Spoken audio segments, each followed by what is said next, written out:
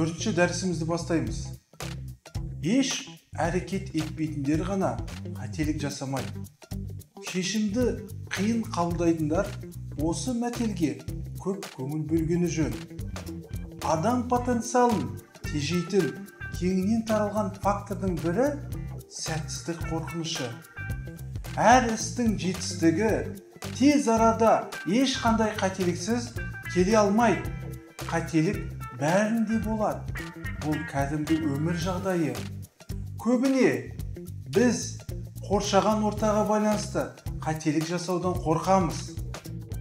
Бастаған істен ештеңе шықпайтынына күмәні жоқ адамдар өте көп. Оларға өмірде мүмкіндіктер де бар екенін түсіну қиын. Өзгенің ойы үшін өз жүрегінің қалауын қайтарма. Қателікті әркім көреді, бірақ тек лайықтылар ғана шешім қабылдай алады. Кез келген жағдайда шешімсіз мәселе болмайтынын түсіну керек.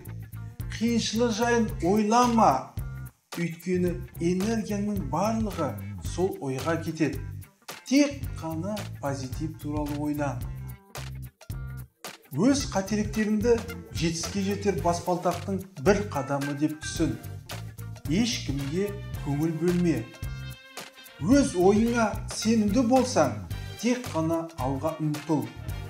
Өзіңе сен де алға қадымда.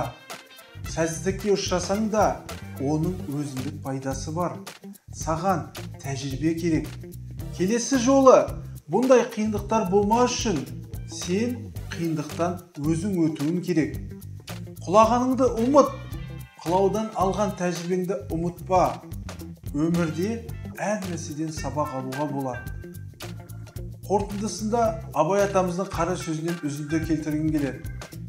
Адамның адамгершілігі іс бастағаннан білінер, іс аяқтағаннан емес.